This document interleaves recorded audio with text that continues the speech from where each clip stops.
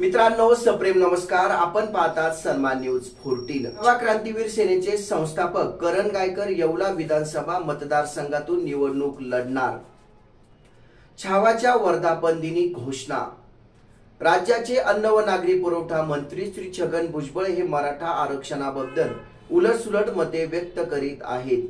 त्यामुळे मराठा समाजात तीव्र नाराजी आहे। छावातर्फे मी आता येवला विधानसभा मतदारसंघातून निवडणूक लढणार अशी घोषणा छावाचे संस्थापक अध्यक्ष करण गायकर यांनी केली। 36 जिल्ह्यामध्ये तुमच्या छाताडावर बसून ही छावा क्रांतीवीर सेना महाराष्ट्रात अग्र क्रमांकावर घेऊन जाण्यासाठी आम्ही काम करणार आणि मनोज जरांगे पाटलांचा जो मुंबईचा लढा आहे त्या लढ्यामध्ये आमचे हे सगळे छावे स्वतःच्या प्राणाची बाजी लावणार। उद्या जर जरांगे पाटलांवर काही वेळ संकट आलं तर ते पहिलं संकट झेलण्यासाठी हे छावाचे सगळे मर्द मावळे आणि आमच्या रणरागिणी ह्या मुंबईला जाणार आणि या सरकारला वटणीवर आणून मराठा समाजाचं आरक्षण त्यांच्या पदरात पाडून घेणार। हा संकल्प 2024 चा करूया। चळवळीचा च सुद्धा कळाला नाही। तुम्ही आम्हाला अक्कल शिकवायचं काम करू नका। आतापर्यंत शांत राहिलो। याच्यानंतर जर चुकीचा काही प्रतिवाद करायचा प्रयत्न केला घरात घुसून ठोकल्याशिवाय राहणार नाही, लक्षात घ्या। नादी लागा पण छावाच्या नादी लागू नका, लक्षात घ्या। छत्रपती माझ्यासाठी दैवत, मी कधी त्यांच्या पाया पडायला तयार आहे। माझी चूक असेल तर छत्रपतींनी सांगावं, मी त्यांच्या भर व्यासपीठावर नाक रगडून माफी मागेल, का ते छत्रपतींचे वंशज आहे, ते आदरणीय आहे, त्यांच्याबद्दल दुमत राहूच शकत नाही। आजचा हा वर्धापन दिन या राज्यामध्ये काय परिस्थिती निर्माण झाली। एकीकडे मराठा समाज आरक्षण मागतोय आणि दुसरीकडे ओबीसीतले एक नेते भुजबळ साहेब, आमचे लोक म्हणतात त्यांना आता साहेब सुद्धा म्हणू नका, भुजबळ म्हणा, छगन भुजबळच म्हणा। छावा क्रांतीवीर सेनेचा अजेंडा मराठा आरक्षण आहे। एकीकडे आमचे जरांगे पाटील स्वतःच्या जीवाची बाजी लावत असताना याच नाशिक मधले हे छगन भुजबळ यांना कोणती मस्ती आली कळत नाही। सातत्यानं मराठ्यावर गरळ ओकताय, मराठ्यांच्या विरोधात बोलताय। यांना लाज वाटली पाहिजे। त्यांचा छावा क्रांतीवीर सेनेच्या वतीने या ठिकाणी मी जाहीर निषेध करतो। शेतकऱ्यांची अवस्था या राज्य सरकारला दिसत नाहीये। आज शेकडो शेतकरी आत्महत्या करताय आणि सरकार आनंद उत्सव साजरा करण्यामध्ये मग्न आहे। सरकार त्यांचं असो की सरकार यांचं असो, आम्हाला त्याच्याशी मतलब नाही। अहो, या देशाचा बळीराजा जर संकटात सापडत असेल तर त्या बळीराजाला जगावण्याचं काम हे शासनकर्त्यांचं असतं आणि त्या शासनकर्त्यांनी ती जबाबदारी उचलली पाहिजे। परंतु या महाराष्ट्रात ती परिस्थिती दिसत नाही। विरोधक सुद्धा तेच राजकारण करताय आणि सत्ताधारी सुद्धा तेच राजकारण करताय। याचा सुद्धा या ठिकाणी आम्ही निषेध करतो। येणाऱ्या काळामध्ये अवकाळीनं ज्या शेतकऱ्यांच्या मालाला संपवलं आहे त्या शेतकऱ्याचा पीक विमा जर दिला नाही, अनिल राऊत आणि आमची सगळी टीम आहे या ठिकाणी, पुढचं आंदोलन त्याच पुण्याच्या पीक विमा कंपनीवर छावा क्रांतीवीर सेनेच्या वतीनं करण्यात येईल। आणि 15 दिवसामध्ये जर शेतकऱ्याला त्या ठिकाणी त्याची पीक विम्याची मदत मिळाली नाही तर ते पीक विम्याचं कार्यालय सुद्धा छावा क्रांतीवीर सेनेच्या वतीनं फोडण्यात येईल। हा इशारा या वर्धापन दिनातून मी त्या पीक विमा कंपन्यांना देतोय। येथे सौभाग्य लॉन्स येथे छावाचा 10वा वर्धापन दिन उत्साहात संपन्न झाला। यावेळी प्रमुख पाहुणे म्हणून शिवसेनेचे उपनेते सुनील बागुल, आमदार हिरामन खोसकर, माजी महापौर दशरथ अप्पा पाटील, ॲडव्होकेट शिवाजी सहाने, किशोर चव्हाण, विलास पांगारकर, शिवसेना गटनेते विलास शिंदे, मनसे जिल्हा प्रमुख सुदाम कोंबडे, माजी नगरसेवक योगेश शेवरे, संतोष गायकवाड, सतीश सोनवणे, श्रीमती इंदुबाई नागरे, सौ हेमलता कांडेकर, गंगाधर काळकुटे, नितीन बाळा निगळ, नितीन रोटे, बंटी भागवत, सोमनाथ जाधव आदी उपस्थित होते। आणि चळवळीमध्ये दुसरी गोष्ट, शेतकऱ्याचा मुलगा आणि गंगावऱ्याचा भूमिपुत्र आहे आणि तो माझा नातेवाईक पण आहे। तर राजकारणामध्ये पक्ष वेगळे असू शकतील, धोरण वेगळं असेल, विचार वेगळे असेल, संघटना वेगळी असेल, पण ज्या चळवळीमध्ये माणसं उभी राहतात, नात्या गोत्यामध्ये आपला नातेवाईक पुढे कसा जाईल यामध्ये माणसाचं मन स्वच्छ असायला पाहिजे। या स्वच्छ भूमिकेमधून करणला आणि विलास पांगरकरला मी शुभेच्छा देण्यासाठी आलेलो आहे. करण या ठिकाणी सांगत होता का माझी चळवळ ही लोकांसाठी आहे. खरोखर आहे. आल्यानंतर त्यांनी शिवाजीनगरला पहिलं त्यांनी टुरीचा धंदा केला, कारचा. तो लढवा आहे. त्याला व्यापार बी कळतो, चळवळ बी कळती, राजकारण बी कळतं, व्यवस्था कळते. आणि विलास पांगरकर मोठे मेवणे म्हणून त्याला साथ पण दिली. आत्ताय फोन कोणी लावला, विलास पांगरकरने. मेवण्या लाडका असतो, बायकोचा भाऊ म्हणून फार लाडका असतो शिवाजी. आणि बरोबर मनोज जरांगे पाटलाला फोन लावून दिला. आणि मनोज जरांगे पण आज असा चेहरा आहे का त्या चेहऱ्याला श्रीमंती बी चालत नाही आणि गर्दी बी चालत नाहीये. फक्त मनोज पाटील जरांगेचा चेहरा महाराष्ट्रामध्ये सगळ्यांना घरी बसवण्याचं काम करत आहे.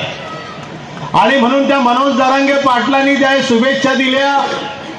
त्यावेळेस करणला वाटलं असेल मी देखील काही काम करतोय आणि त्याचं कौतुक माणसाचं हृदय भरून येतं. तेच हृदय भरून येत असल्यामुळे आम्ही शुभेच्छा देण्यासाठी आलो.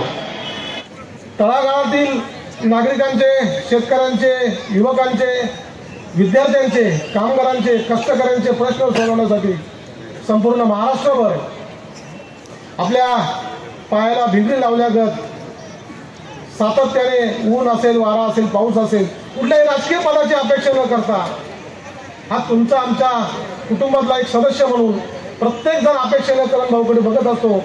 आणि आपल्या मनातल्या काही व्यथा असतील, आपले काही प्रश्न असतील तर सातत्याने करण भाऊला सांगत असतो.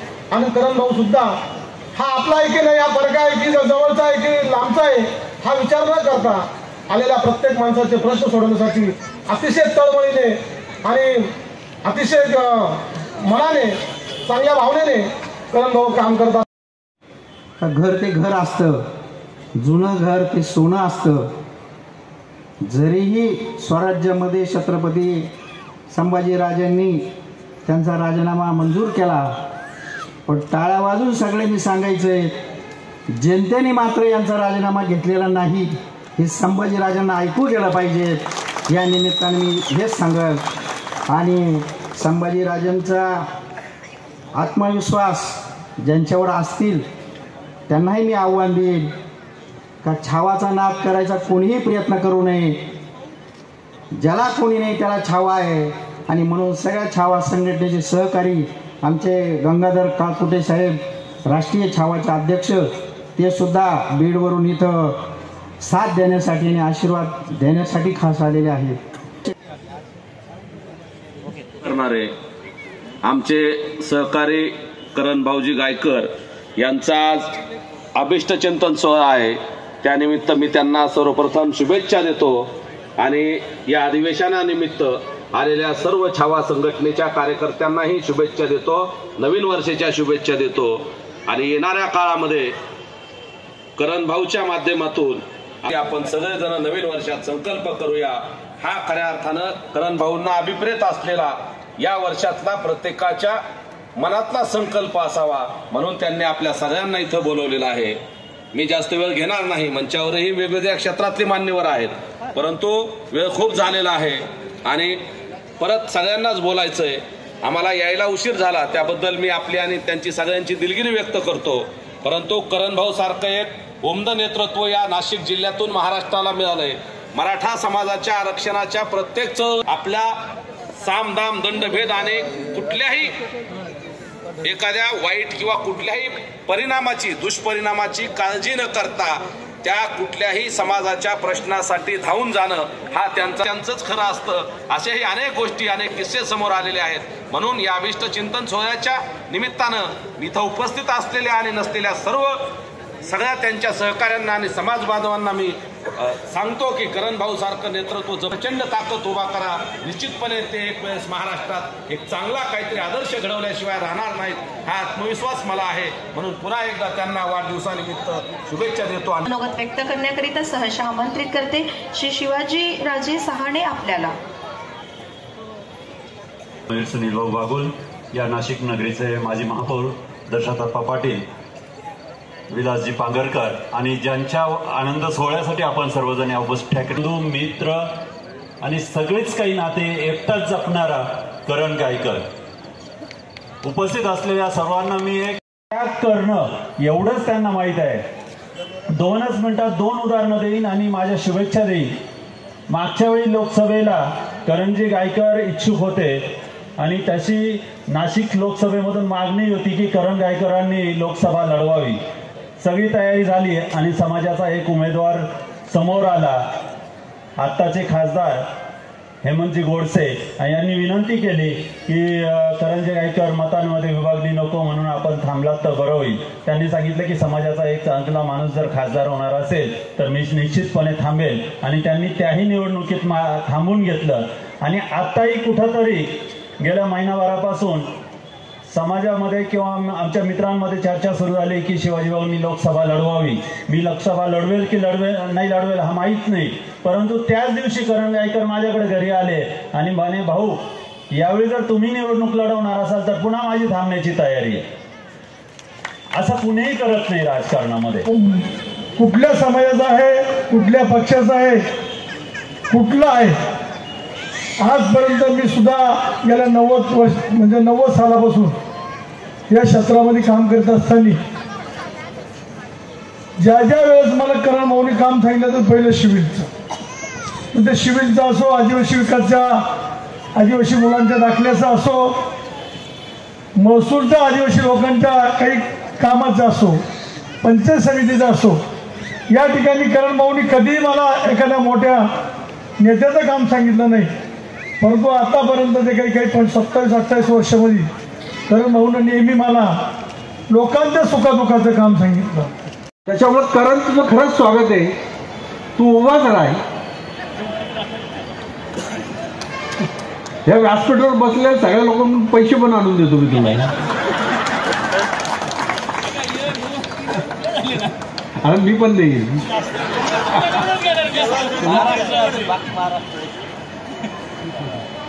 राजकारणाची परिस्थिती आता तुम्ही पाहिलेली.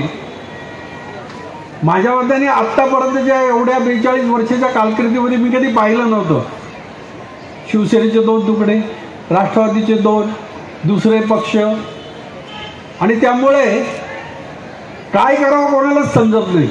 कोणत्या पक्षाचा नेता आला, कोण आला, कोण कोणत्या कुठं बसला आहे, कोणी घोषणा केली, कोणालाच काही कळत नाही. अशा परिस्थितीमध्ये या महाराष्ट्राचं राजकारण जे अतिशय खराब आणि ह्या महाराष्ट्रामध्ये हा चाललेला जातीवाद किंवा लोकांमध्ये गावागावामध्ये खेड्यागावांमध्ये झालेली तिढा हा कोणी उभा केला?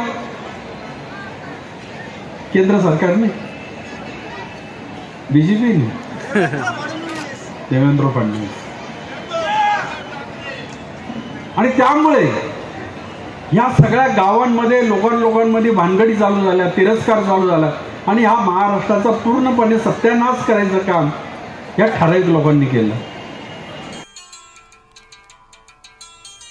यावेळी श्रीमती इंदुबाई नागरे, सुरेश पवार, देविदास पगार, गौरव जाधव, सागर जारे, सागर इरब, डॉक्टर हेमकांत चित्ते, सुनंदा गोरे, रोशन शिंदे यांना सन्मानित करण्यात आले. पहिली आणि दुसरी कोविड साथमध्ये अतिशय मोलाची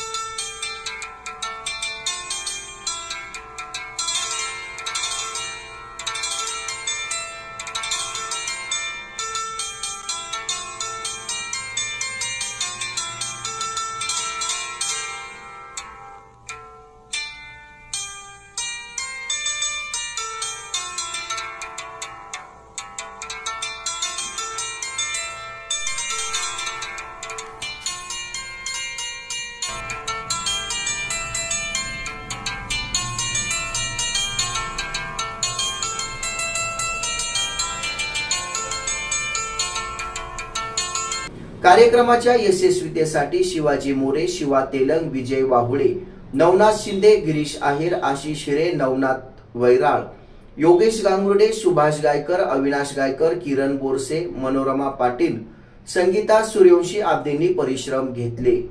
शिप्रा मानकर यांनी सूत्रसंचलन केले.